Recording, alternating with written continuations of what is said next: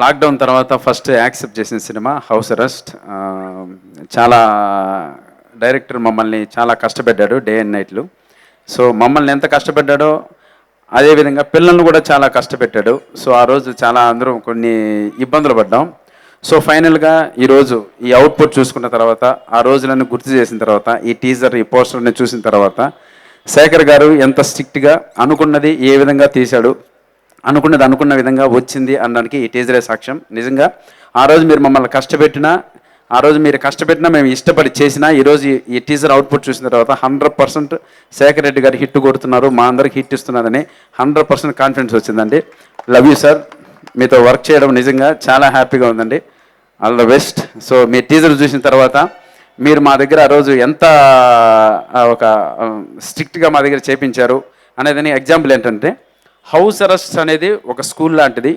ఆ స్కూల్లో మేము 10th క్లాస్ స్టూడెంట్స్, వీళ్ళందరూ ఎల్కేజీ యూకేజీ స్టూడెంట్స్, ఆయన ప్రిన్సిపాల్ అనమాట. సో ప్రిన్సిపాల్ని చూసి మేమందరూ ఏ విధంగా ఒక భయంతో ఆ స్కూల్లో రన్ అవుతామో, అదేవిధంగా మమ్మల్ని అందరినీ ఒక క్రమశిక్షణలో పెట్టి మా అందరి దగ్గర ఏ అవుట్పుట్ తీసుకోవాలో ఆ అవుట్పుట్టే తీసుకొని చివరికి ఈ హౌస్ అరెస్ట్ అనే సినిమా కంప్లీట్ చేశాడండి. నిజంగా చాలా గ్రేట్ సార్.